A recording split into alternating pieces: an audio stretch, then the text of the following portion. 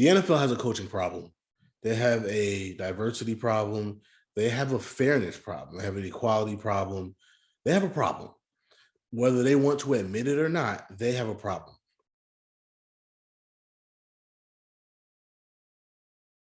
Welcome back, ladies and gentlemen. It is another beautiful day to discuss other people's excellence. I am the unforgettable one himself, Mr. Brett Carroll. Charles is always daydreaming, and we're two guys that like BSN at work. It is Super Bowl week. We're super excited. It should be a really great game. I honestly, I don't care who wins. I want it to be a good game. I'm obviously going for the Rams. You know, Bengals, you've had your moment in the sun, and that's great. Now it's time to not win a Super Bowl. But honestly, if the Bengals win and they earn it like they've done it all year, I'll be the first one to clap it up for them. So honestly, I just want a great game. However, we can't talk about the Super Bowl right now. I know we want to. We will talk about that after the Super Bowl. I just have one question before we move on. Yeah, go ahead. Who they? Good one. The Rams. That's the answer to the question. The Rams. Looks like karma's coming back for all those Eagles flies a couple of years ago. No, because unlike you, I really won't care that much. You were like, I know, because I'm a real fan, and you switch between allegiances. You were distraught. I was distraught. Butthurt is the clinical term for it. Yeah. But the more serious issue, and it's ironic, Roger Goodell is addressing it right now as we speak, as we're recording this. The NFL has a coaching problem. They have a diversity problem. They have a fairness problem. They have an equality problem. They have a problem. Whether they want to admit it or not, they have a problem. And we haven't really got a chance to talk about this yet. So this is the pod that we're going to do it, because we'll wait till after the Super Bowl to talk everything Super Bowl. And hopefully it's a great game, because if it's not, honestly, I probably won't even do a pod on it. I'll spend 5 minutes to say congratulations to whoever won and keep it moving. If it's a great game, then obviously me and you will nerd out about the game and where it ranks all time and blah, blah, blah, blah, blah, blah, blah, blah, blah. Right now, we want to talk about unless it's a great defensive game, and then Brett will call it boring. Maybe depends. This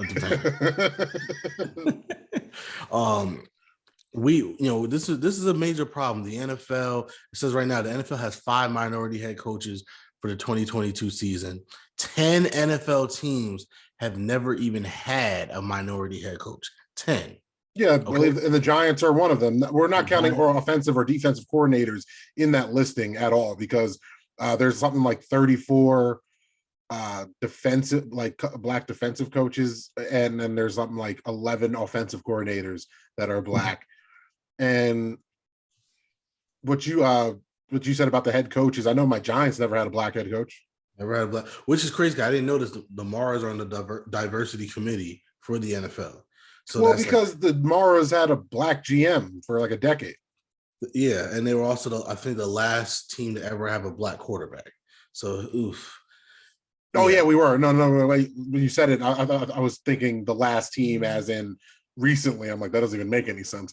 But the last team in the league, definitely. And because if you look through the history of the Giants, it kind of makes a little bit more sense when they had quarterbacks versus when they didn't, who was coming out. Like the most egregious picking a white guy over a black guy in the team's history was not drafting Dwayne Haskins and drafting Daniel Jones. So, before that, you're going to Eli or Kurt Warner or Kerry Collins. And now I'm already back in the 90s. So, you know what I mean? Like if you go to the 80s, it was Phil Simms. Like the Giants have had quarterbacks. There's a easily traceable line to that. But it's still embarrassing. Like I was talking to one of my good friends, one of my best friends. He's a Vikings fan. He didn't even understand what I said. I was just like, oh man, it sucks. I've just never had a black quarterback to root for, like in my life. And he's a Vikings fan. He was just like, what the hell are you talking about? Like he didn't even click with him that you could be a fan of this sport and never have a black quarterback. Because as a Vikings fan, if you guys don't know, from Warren Moon on, they had plenty of good black quarterbacks. Warren Moon, Dante Culpepper. They drafted Teddy Bridgewater. Like, yeah. Teddy Two Gloves. It's unfortunate. And the lawsuit is out. Brian Flores, making the accusations that he was basically paid to tank in Miami, and because he didn't tank, that's the reason he got fired. Saying that there's bad practices in both the hiring process and when teams actually do hire you. He has that text, the screenshots of the text of Bill Belichick congratulating him, thinking he was Brian Daboll before he even got interviewed, which to me is the most damning thing in the accusation so far. At least proof that we have seen, obviously. If he shows, so I just pulled it up real quick. It's a 58-page lawsuit, and just keep in mind when I say that the NFL had a statement like saying this is all BS faster than they looked into deflated footballs. So just keep that in mind when they're just completely saying this isn't true without ever looking into it. Flores alleges that the Dolphins owner Stephen Ross attempted to incentivize him to quote unquote tank or purposely lose games shortly after he was hired in 2019, with Ross allegedly offering Flores $100,000 for every loss that season. Flores says that the team won games late in the season. Dolphins general manager Chris Greer told him that Ross was mad that the on-field success was compromising the team's draft position.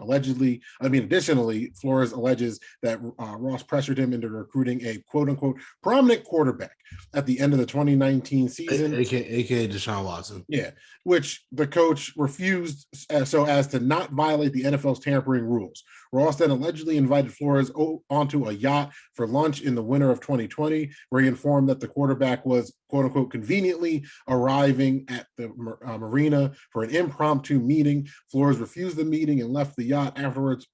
Flores alleged that he was, quote, treated with disdain and held out as someone who was non-compliant and difficult to work with, end quote. He was fired on January 10th, despite recording the Dolphins' first back-to-back winning season since 2003.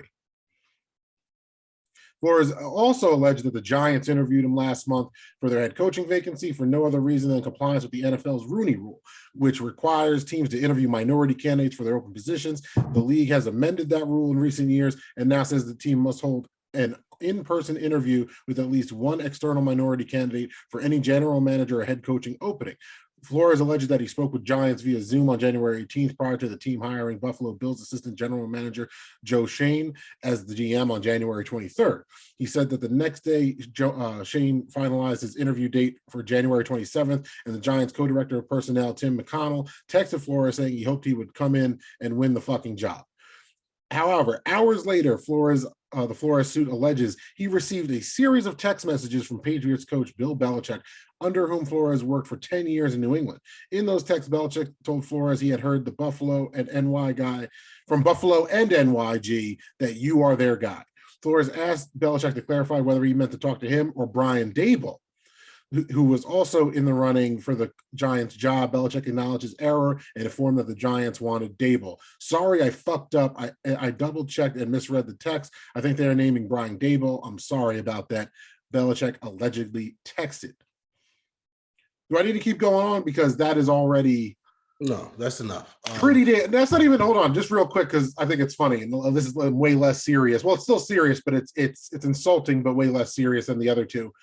Is how Elway was allegedly drunk a couple of years ago when he was up for a job and then just completely didn't take the job seriously. I think most fans, myself included, as an Elway on the field fan, he ain't never been a fan of any black quarterbacks in his whole damn career.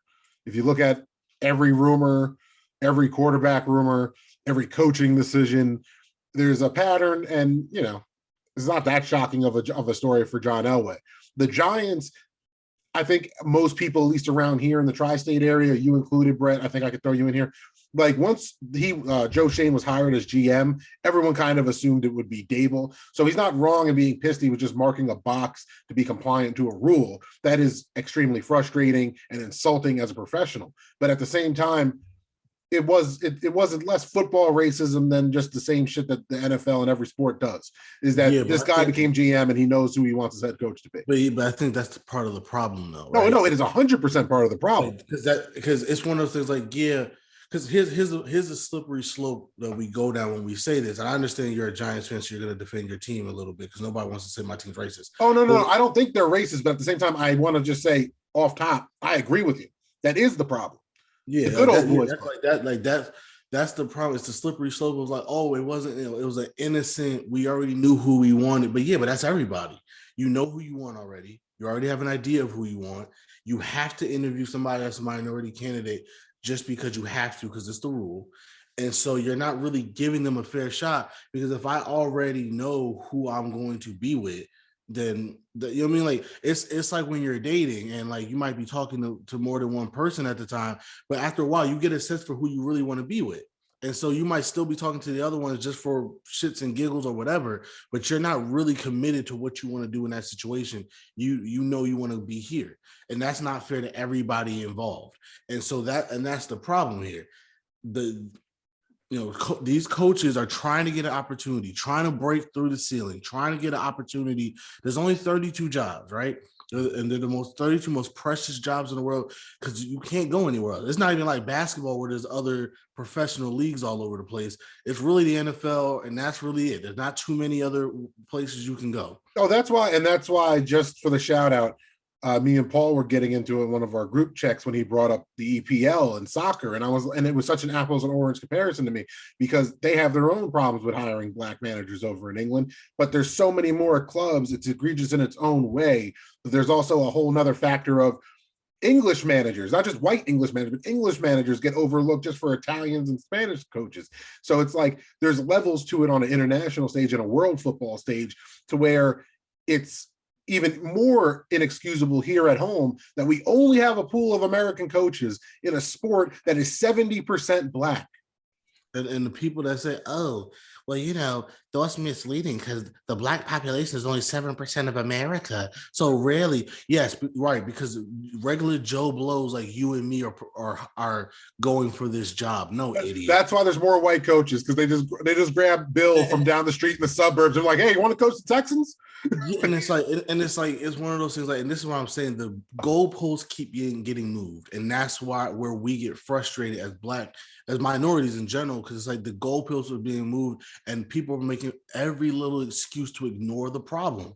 That is asinine to bring up the nation's population dynamics as to countermeasure the football dynamics. Especially one that's not representative of the population of the NFL. Even if you right, and that's what I'm saying. It's because the pool of people in NFL organizations come from a system of American football that's ingrained from Pee-wee to college. So resumes are built up over time. There are plenty of black coordinators that have been coordinators as long as me and Brett have been alive, not talking about football, alive, that have never got the head coaching chance in the NFL. Now, if all we are saying is correlate that with somebody like Cliff Kingsbury, who never even had an exceptional record in college, but got all the hype and support in the world when he got one of 32 jobs that are so sacred. So, but that position never goes to a black dude. Even the black coaches that we hear are the same black coaches over and over and over and over again, with the exception of Mike Tomlin, who they just can't fire because he's so good. It's Lovie Smith. It's Tony Dungy. It's not even that. So somebody, I think it was in that same chat, somebody pointed out, Eric Bieniemy has been on 20 interviews. Are you really trying to tell me after 20 interviews, nobody thought he was good enough to be a head coach? And to me, that's telling me either this guy is just a god-awful interviewer, or 15 of those interviews were just checks. Yeah, if not more. And I'm not even countering that. I don't think that's the most egregious one, because like you said, he could just be a bad, and like we and you really don't know. Like that's just one of those things where it's like, but no, I've heard him do interviews just with reporters that he sounds impressive to me. Oh no, I don't mean those types of interviews, but we know job interviews aren't necessarily those. No, I understand that, but my point is, you brought up Mike Tomlin. This is where I want to go to. Stephen A. made a good point. If Mike Tomlin wasn't on the Steelers, he wouldn't be a head coach right now, and I think that's true. The Steelers. One, if Mike Tomlin didn't interview for the Steelers, he probably wouldn't have gotten a head coaching job. The Steelers wanted Russ Grimm. We forget about this, right? The Steelers wanted Russ Grimm. That was a thing. And if it wasn't Russ Grimm, it was supposed to be Ken Whisenhunt, which is why that Steelers Cardinals Super Bowl was so big, because that was the guy that they wanted versus the guy they got, type of thing. And they used the Rooney Rule the way it's supposed to be done. They gave him a real interview. They kept an open mind. They wanted to, they're like, hey, we kind of know who we want, but we can't have this rule and not take it seriously ourselves. So we're going to sit back and really listen to everybody that we bring in. And Mike Tomlin blew them out the water, and he's been the coach ever since. And on top of that, they've given him every opportunity to succeed, to fail, to regroup, to like any Yeah, good. but that's the problem. You guys are the exception to the rule. You're not that which proves it. You guys are Right. proving, like, the fact that the only team that has a black coach in 2022 is the team that are the Roonies. Like, the rule is named after your team. We're Like, the only ones taking it seriously, and that's yeah. the frustration. And that's the It's frustration. annoying. It's terrible. And what I was going to say was, I don't think that was the most egregious example this offseason, but it was actually Leftwich. Like, the fact that we have all this hype about Kellen Moore. To his credit, like, the Cowboys offense hasn't looked bad. I don't want to say it has, but like, this hype Leftwich was a slightly different story, because Leftwich, the job was his. He just didn't want Trent Baalke as his GM. But that's my point. Like, think about it. Think about just in the last couple of years, right? When I use Cliff Kingsbury, now let's go to the NFC. Let's go to the Panthers with Matt Rule. Matt Rule got a lot of control over the Panthers based off what? Temple? And here we have Leftwich, proven coordinator in the league, proven quarterback in the league, one of the most well-known Jaguars ever, and he wants the same treatment that overrated college coaches are getting. And then there was reports of him overstepping and overplaying his hand and all this bullshit that only gets applied to that same stereotype that Brian Flores was talking about, the angry black dude. Like that it's just annoying. It's just annoying, because when it's a Kellen Moore or a white dude from Ohio or a white dude from Texas, they're just a strong football type. If it's a black dude from Florida, New York, he's just angry. Yeah. And overstepping and all this other shit. I agree. I agree. So that's why it annoyed me. Don't get it twisted. I'll say the same thing that I said before. I don't know. Maybe Leftwich did overstep. That is a possibility. But for how it just seems that certain people are treated by certain teams, mind you, me and Brett are both Nets fans. We saw what happened when the biggest player ever overstepped his boundary. So it's not even like this is out of the realm of possibility for me and Brett as fans. We're just saying that's not how we're seeing it. That's not how we're feeling it right now. If it comes out and we're wrong, that's preferable. But if we were wrong, the NFL would have put something out by now to show how wrong all this accused racism is, when you have to have a rule such as the Rooney Rule in general, where the owners are acknowledging, yeah, we're racist. It all speaks for itself. So it's kind of forces to at least talk to you, right? Yeah, man. Like, and actually, to your point about Byron Leftwich, he wasn't the only guy. Byron Leftwich was their first choice, and he pulled himself out because of the Trent Baalke thing. And then they wanted, oh my goodness, there was somebody else that they wanted, and the same thing. He didn't want Trent Baalke, and they said no. So the only reason why Doug Peterson got the job is because that was the best coach that they could afford to get, who was okay with Trent Baalke being the GM. And it worked out for them, because I think Doug Peterson's a good coach, and I think it was a great hire. But the point of the matter is, they kind of lucked into that. So it wasn't. So to be fair to the Jaguars in this regard, they were choosing Trent Baalke over whoever, whether it was white or black. Because they had two different candidates that was their first two choices, and both of them said, "Yo, I'll come, but I don't want Trent Baalke as my." Oh no, Jim Caldwell was the other one. So they're both black guys, Jim Caldwell and Brian Leftwich. Those are the two guys they wanted the most. Both of them said, "Hey, I'll come, but I kind of want my own guy, not Trent Baalke." And they said, "No dice." And Doug Peterson, because Trent Baalke has been such a great GM, right? And so that's how that worked. But it's, to me, it's just insulting. It's insulting as just a human being. Yeah, man. Where you feel like you're not even giving a fair chance. And to me, and you made a great point over the phone, this tanking thing is a much bigger deal than the actual hiring thing. And we've seen. Oh yeah, racism don't matter. The black and white is second to green. Everybody knows that. So the tanking thing, that's going to be the smoking gun here. That's the cover up, everybody. The systemic racism part is just a microcosm of what we are as a nation at the end of the day. A bunch of old white billionaire men just controlling a bunch of other shit. And until their bottom line is affected, they don't care. And gambling has been legalized pretty much in America, when it's New York, New Jersey, and the big states that you can just gamble if you're around here. So with all this gambling, and you're paying for people to tank, and then it came out they were doing that shit in Cleveland. This is the domino effect now.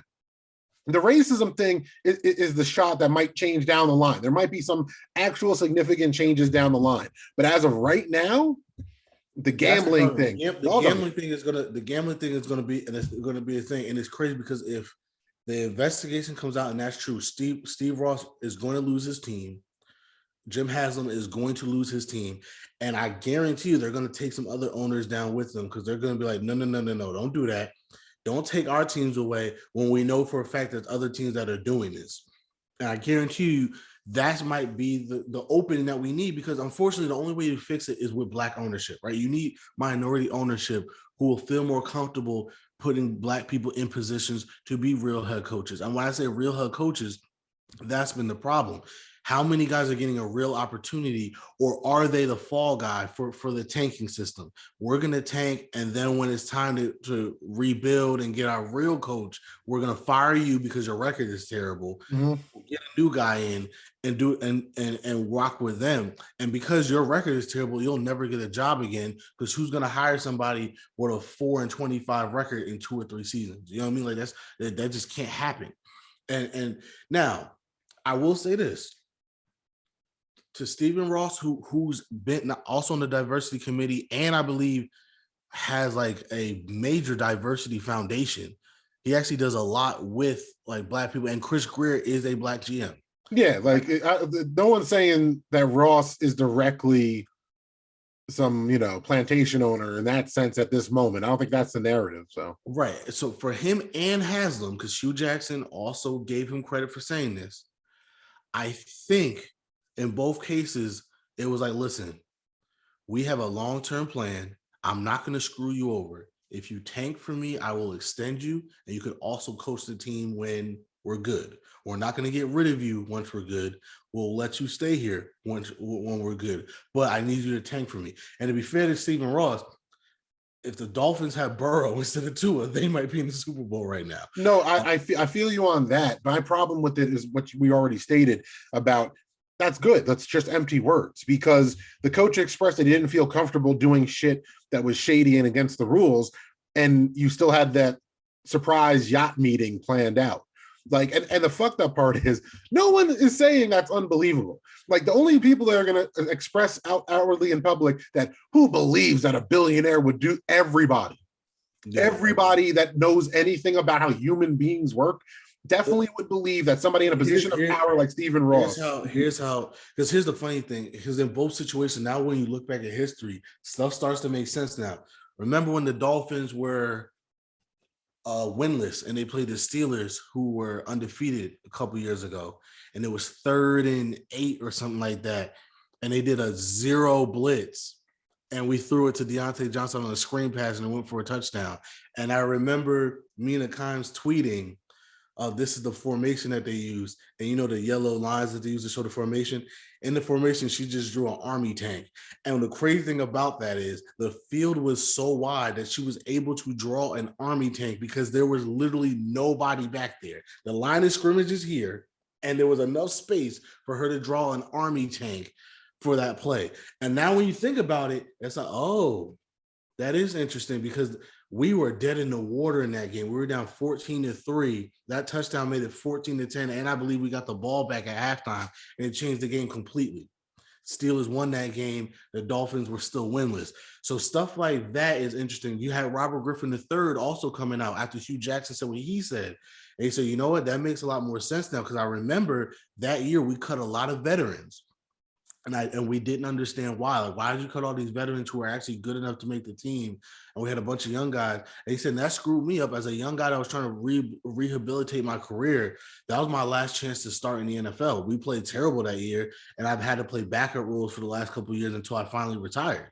And like, that's a big deal, right? And we say it on this pod all the time. Fans want teams to tank.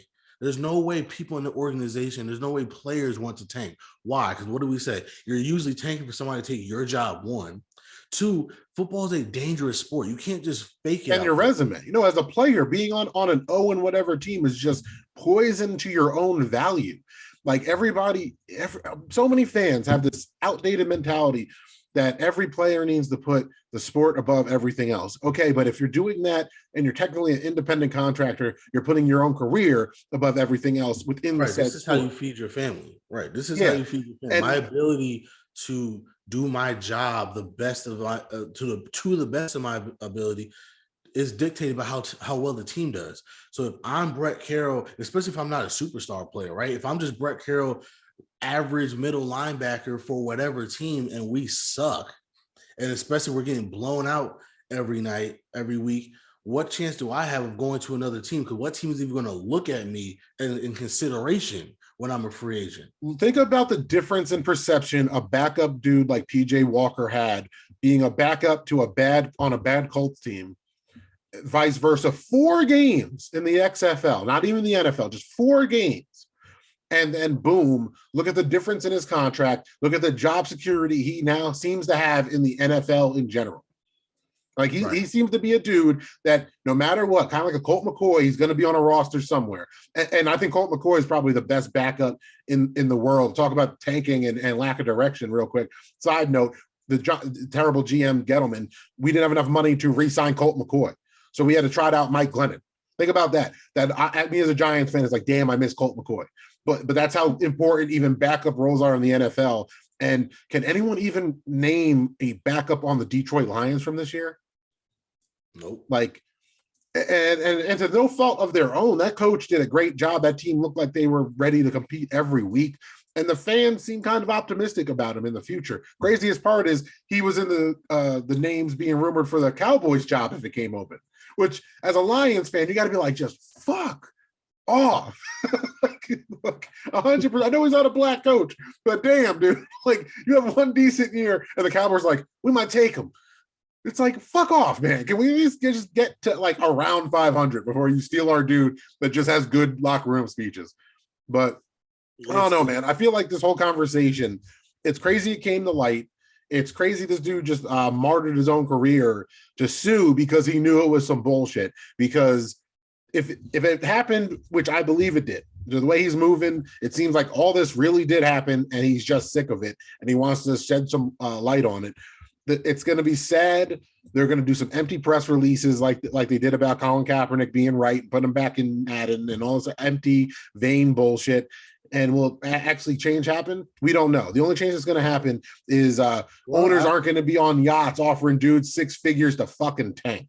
That's what's going to be the difference. I don't know. To your point, that tanking situation is huge.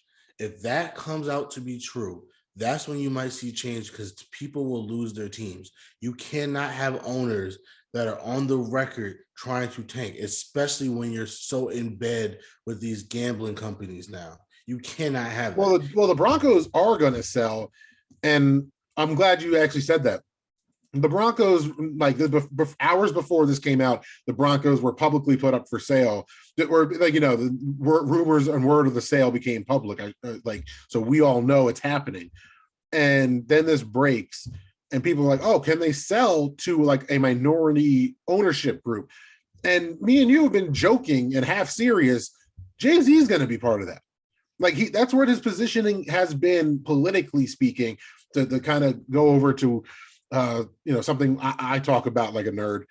The political movements in that are there. If Jay-Z's not part of that ownership group, either A, whoever is, it just got that much bank, they moved that fast, or they just made an enemy because all the shit that Jay-Z was doing is lining him up and get him buddy with the good old boys club. So eventually he can be the first black NFL owner. He's a name. He's an American icon. No, we all make jokes about how Fox News still calls him a crack dealer. Like he is, he's the rag to riches story. And if he owns the Denver Broncos, there's going to be more money because I can't imagine people out in Colorado don't like Jay-Z. Like, yeah, and not to mention that, I mean, he's already been part of an ownership group. He's obviously ownership for the Nets, so he's been there. He knows what that entails. That's something that he would. I think that's something that he would definitely want to do. And it won't. And once he gets in, it opens the door for others. I know Diddy wanted a team. Steph Curry was trying to buy the Panthers when the Panthers were for sale. So when all these, and not to mention another Snyder thing. Now Snyder is such a powerful owner. It's going to be hard. it's going to be hard to get him out. And I think he has a lot of dirt on a lot of other owners. So again, it's going to be hard to get him out. But if Jimmy Haslam might have to be the fall guy here. It's like, yo, man, you own the Browns. You have no pull in the NFL. If this is even remotely true, you're out. The fact that Snyder is on the committee that decides whether every investigation into him goes public or not tells you how transparent the NFL actually is. Right. Everyone that thinks that they've been transparent through from Spygate to Deflategate to them human trafficking cheerleaders and withholding their passports, to systemic racism from the hiring of coaches, to concussions, to where they weren't treating black players' concussions equal to white players. All of this is on paper, on wax, legal problems, legal issues. They get swept under the rug because they get millions upon millions of viewers, the biggest percentage of ratings in America, and it's a cash cow. That's why. They're not infallible. They're just untouchable. Those aren't the same thing. Mm-hmm. Yeah, and I'd also say this. I'm born in Steelers City. People ask me all the time, well, whoa, you're from Jersey. Why are you a Steelers fan? Well, my father was a Steelers fan. Well, why is your father a Steelers fan? Part of it is because of their history with minorities, their history with, trotting out not just the Steelers, but Pittsburgh in general, which is ironic because the city of Pittsburgh has been labeled a very racist city. But for whatever reason, in their sporting history, they have been pioneers for day one in minorities. And even now, we just hired a black defensive coordinator. Kevin Colbert is retiring. And who are the two names that we're hearing? Louis Riddick and Morocco Brown, two minorities to replace him as the GM. And so it's days like this that I'm very proud to be a Steelers fan, because in the midst of all this bullshit that we're hearing in the NFL, where we're literally just asking for a fair shot. If I'm not the best guy, don't hire me, but at least give me a fair shot.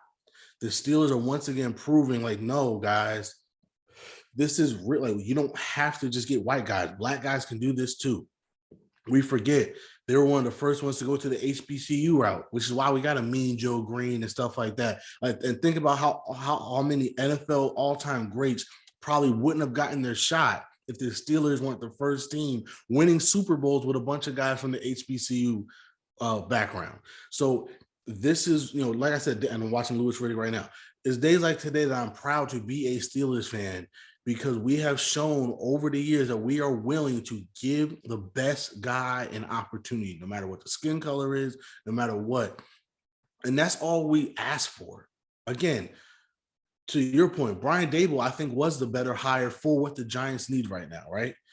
So I'm not mad that Brian Daboll got the job over Brian Flores. Which is one of the strangest parts about this, because it doesn't seem like much fans feel that way towards the Giants. And as you know, we joke about it. It's not like the Giants are one of these protected teams. People will be quick to hate on the Giants if you give them the opportunity to. So to see the fandom of the NFL, which will often be polarized, that more than not, most people are like, nah, the Maras ain't it. And not only that, Brian Daboll, to his credit, has a resume. Like, he also has a resume. Oh yeah, no one's hating on Daboll. An opportunity. No one's hating on Daboll. No one's mad at Daboll. If this was Cliff Kingsbury getting it over Brian Flores, then yes, burn MetLife Stadium. Oh, if this was Joe Judge this time around, it would be getting burned down. Burn MetLife to the freaking last brick. But Brian Daboll, as a guy who has a track record as a great offensive coordinator, and as a guy that had turned around Josh Allen, who took from a project to one of the best quarterbacks in all of football, especially when you have a guy in Daniel Jones. Favorite now. People acting like Josh Allen isn't like known among NFL fans, which is just weird. And especially when you have a guy in Daniel Jones that you're still trying to figure out if he could be a guy or not. We understand it. We understand the hire. We totally understand the hire. Now, should Brian Flores have gotten a job? Absolutely. And this is the point. Before this lawsuit, I said this before, everybody's like, oh, well, look at all these candidates. Look at all these candidates. I don't give a damn about the candidates. Until these guys are getting hired, I don't want to hear it. Because as we saw, only 1.5 guys, and no offense, Mike Daniels, but like, really? But one. Oh, no, but no, the messed up part is I'm mixed. I'm light. You know, I'm literally allowed to say, ain't nobody care about McDaniels. No disrespect, bro. But you know, if you light enough, it's like, come on, man. Like, and then you see his family, and it's like, yeah, okay, all right. I didn't see his family. I ain't talking about nobody's family. I'm just saying though, like people said he's half black, and the way they said it, it was just kind of like, why does that need to be like told though? Like, we got a guy. We got a guy. We got that. It reeks of that feeling when you have to say it like that. Like no one ever said Herm Edwards. Herm Edwards is black. Yeah, we know. We see him. Like, we know. We light skinned too. You know what I mean? We know Uncle Herm is black. Like Cully's light skinned too. I don't know what to like.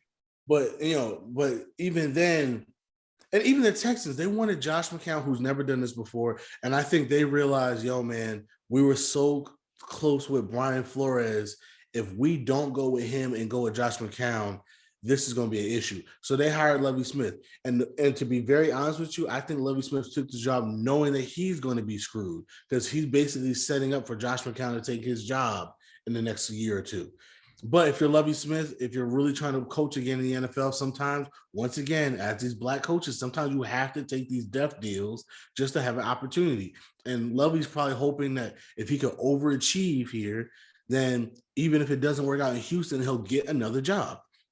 But and that's the problem. It's you're not giving us real chances. You're giving us fake chances. That's what you're doing. You're giving us fake chances. And if it wasn't for the lawsuit, I don't think there would have been any other black hirings. I don't even think Lovie Smith is 89 and 87 in the regular season. He played. He was the head coach for the Bears from 2004 to 2012, and the head coach of the Bucks from 2014 to 2015. He was coaching at Illinois from 2016 to 2020. Mm-hmm. And I was unaware he was coaching at Illinois. I really wasn't paying attention like that. Oh, really? Yeah. He beat Rutgers twice, which was, not ain't that hard. That's not a monumentous thing on your resume. You beat Rutgers twice. Yeah, well, at the time it was bad because like we were better than Illinois. Illinois was pretty bad. He did a bad job at Illinois, to be honest. After his Bears stint, he hasn't been that good.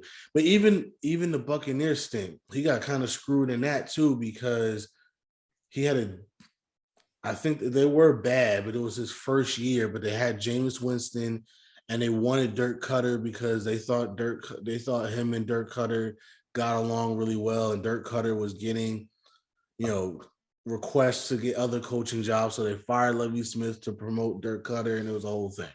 And he couldn't unlock Jameis. So that was, all for nothing. So, like I said, if you're a black coach, unless you're going to a team that actually is going to give you a fair chance, which right now, the only team we can say for sure is the Steelers, it's going to be hard for you to not only get a job, but sustain a job. And that's just not fair. That's just not fair. And I'm hoping this changes. I'm hoping that the fact that this lawsuit comes out, and I'm hoping more coaches get on it because it's a class action lawsuit, right? So far, Hugh Jackson, I believe, is going to formally join it. He hasn't formally joined it yet, but he said he will if he needs to. I hope more coaches come out. I really do, especially the tanking thing, because to your point, that's going to be the thing that breaks this thing open. No offense, we know that okay, we know we're racist, but what are you going to do about it? We've been saying y'all been calling us racist for 20 years now. We don't care. There's less black coaches now than there was when the Rooney Rule was made. Right, and so that's not going to change. But to your point, if this tanking thing is real. And Stephen A. Smith made a good point too. Hey, even if there's white coaches that had to deal with this, please join the lawsuit. Join the lawsuit, because if that tanking thing is real, then all of a sudden now you have something that could really change for the better, because jobs will be lost, which gives opportunities for other people to come in. And I think that, to everybody's point, they've given Roger Goodell credit of saying it's not him. It's not Roger Goodell. Him and the NFL offices are pretty diverse. They've been trying their hardest. It's these owners. So the only way that's going to change is if you switch out the owners. Yep. There's a lot of people with money who want these jobs, but they have to have opportunities to get them. So there it is. And honestly, there's nothing else to say about this, that hasn't already been said. So we might as well wrap it up. You All right, know, man. like, I feel the same way. I feel like it's pretty self-explanatory when everybody thought that Brian Flores would be a head coach first because after he got released and now he's suing the NFL. And the only thing that's really being said is you're not going to be able to take down the NFL. That's it. It's not a defense of the NFL, mind you. So there's so many fans that are just saying it like, wow, it's a waste of time. Like they believe it, but they don't even feel like anything's going to happen because it's the NFL. And that's about it. We'll keep an eye on it, but I feel like anybody that's listening already knows the NFL's on their bullshit and they got the power and money of God and everything in American industry behind them. So don't count on it until there's new ownership in Denver, and don't count on it until if and when there's new ownership in Cleveland and or Miami. Yeah, that's it. Or anywhere else. And because the good thing is, like I said before, these owners are snitches, man. If those two guys go down, they might take some other dude with them. Who knows? It's disheartening that the group that is the Good Old Boys Club not only includes families like the Rooneys and the Maras, but apparently the Jerry Joneses and the Dan Snyders of the world are also in that power clique. And that's the worst part about what's going on. Well, Jerry Jones, Dan Snyder, you can't, and even Kroenke, you can't get rid of them. They're way too powerful.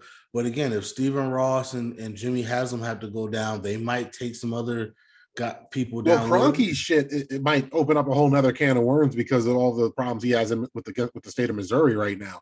So that's a whole nother thing that is just getting swept under the rug. I think they did wind up settling that. So, whatever. Money of God, bro. But tell them where they can find you. Yeah. You can find me at Never For Brett Me. That's NEVA_4BRETT_ME on Instagram and Twitter. I'm not the Chuck D on all the socials. We are at _dope blog on Instagram, at the dope blog, all one word, on Twitter, and www.thedope.blog.